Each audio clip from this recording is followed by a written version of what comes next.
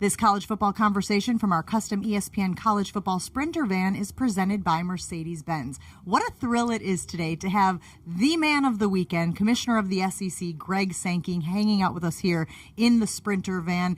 This is such a cool thing. You've got FanFest going on, obviously a huge game tomorrow right next door in the Mercedes-Benz Stadium. What is it like to be the SEC commissioner on this day? It's fun. It's intense. We begin really on Wednesday with student athletes being introduced to corporate career opportunities. We have some of our emerging athletic leaders for professional development. We have some meetings, which is just reality. Last night we had a dinner. So as we record this on Thursday night, we had a dinner with CBS just honoring 26 years of broadcast, knowing we move to ESPN and ABC fully next year. And then preparations for the game and a lot of excitement and questions around this 1 versus 8 matchup. You know, we've had 1 versus 2 before, 1 versus 3, but the intrigue here with college football playoff selection looming on Sunday, I think has brought another level of interest and intensity, which seems hard to believe, but it's upon us. I really look forward to the game on Saturday. It seems like there are conversations every year about the SEC being very top-heavy, and you've got your Georgias and your Alabamas. But I have felt in the last few years, you've really seen some of those other squads emerge. Mizzou comes to mind, and what Drinkwitz is doing there. How do you see the conference from top to bottom? When I began, I was asked about us being a one-team conference. It's interesting to see others that occupy that label now. We've had 3 different teams win national championships. You know, Missouri being in the top 10 of the college football playoff rankings. Ole Miss closely behind what Josh has done, Josh Heupel at Tennessee, to bring them back to, you know, a 6th ranking last year, top 25 this year. And you take a team like Kentucky that just went in on the road, defeated Louisville, that will be one of the 2 teams that finished at the top of the ACC standings. I actually think the notion that we're top heavy is a result of people not looking deeply at the level of competition, the level of expectation, the level of support, the level of athleticism and dedication that exists that provides for a great competition. And I love that you have always prided the SEC on not just being a football conference, that you talk about so many other titles that the SEC wins in some of the other sports as well. So let's talk about that Georgia-Alabama game, because it gets so much attention. There's so much intrigue. Nobody wants to write off the GOAT, Nick Saban, and obviously Kirby Smart has been doing remarkable things over the last few years at Georgia. How do you see this one shaking out?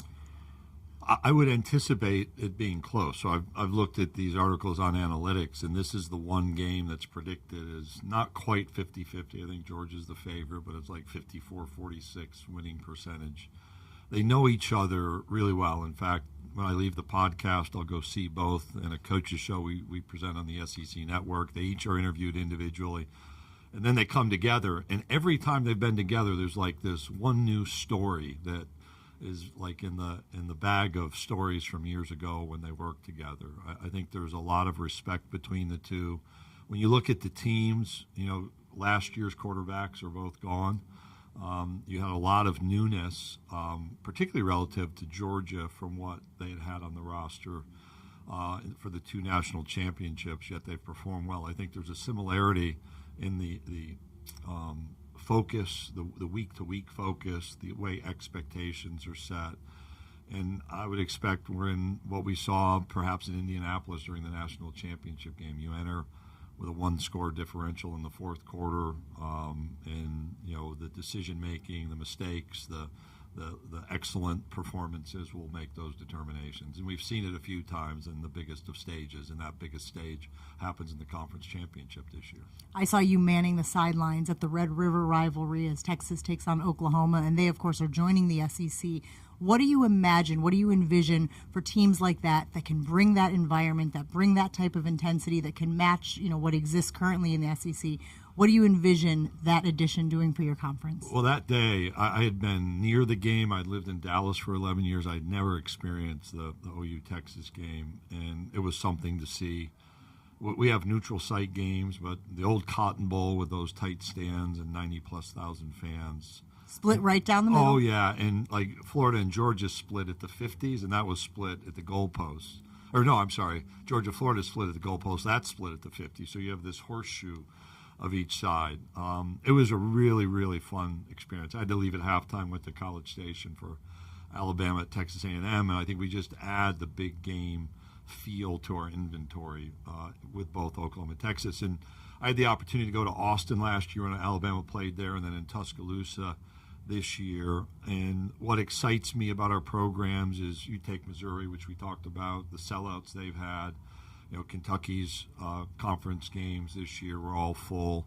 And the ability to bring teams through those locations more frequently, I think will just magnify the interest. And our schedule is set up to go to a single division in the future, which means we're going to see teams in our communities with much more frequency than we have in our divisional format. And I tend to think it's always good to have more representation. The 12-team playoff will certainly do that for teams that are relevant at the end of the season.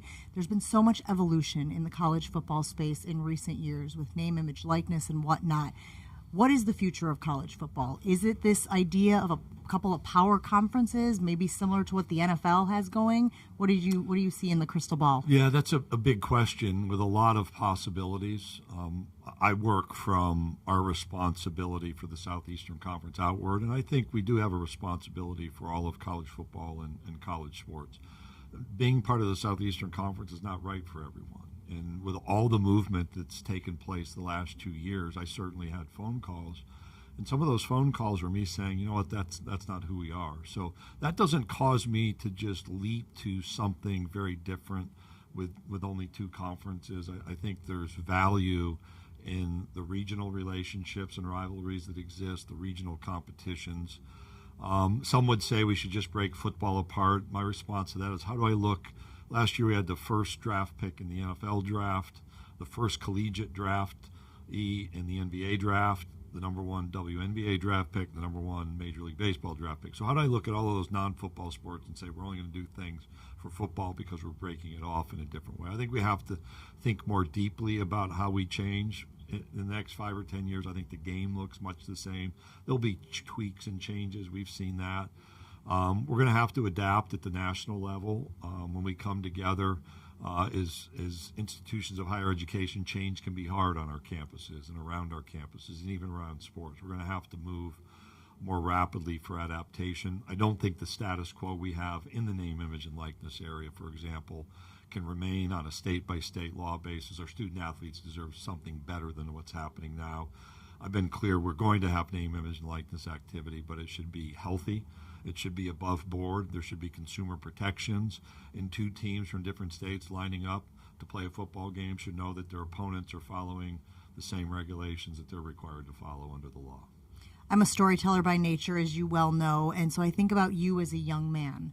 What would young Greg think of the career you've had, your position in sports, your position in college football? It's an interesting week to be asked that question because for the first time in over 20 years, I attended a basketball game at what is now the JMA Wireless Dome in Syracuse, New York. And so that young guy, that young Greg, was first made aware of college sports through Syracuse University. They made a Final Four run when I was almost 11 years old in 1975. And I can remember listening to the radio, and it wasn't just an aha moment, but it was an introduction to the educational space and competitive sport, and that those 2 things could coexist. And I had the question you asked me, I was able to sit courtside with John Wildhack, the athletics director, next to LSU's bench watching the team, and I could point up to the rafters where I was in the 80s for a Georgetown game, or in the midsection when they broke the campus attendance record. And it was a moment to say,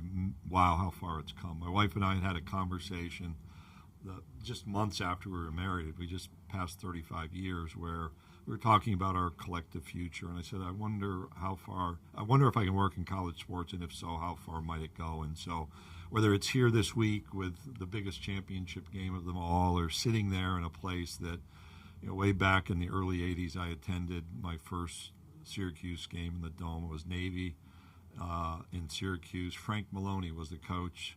I think it was a 6-3 loss. Navy won. And I had the chance to reflect that I never would have predicted this. You try to make well-informed decisions. I've made mistakes, probably made more right decisions career-wise than others, but it's special. And I think part of our challenge around state laws, around litigation, is how do we maintain a breadth of opportunity for young people? Yep, football matters, basketball matters, gymnastics matters, swimming and diving, our track and field programs, on and on. How do we make sure that's there? So someday in a van like this, somebody can be asked the same question about, did you envision the opportunities unfolding the way they did, and what did you do to make the most of them? And I've been fortunate to have been a part of college sports and hope it continues for a little while still. Well, congratulations on all the success. Congratulations on the anniversary that just passed as well. We got married in November, small feat. Which is a mistake if you're a conference commissioner. I didn't have a vision for this. Never get married during the football season. Greg Sankey hanging out with us here. This conversation from our custom ESPN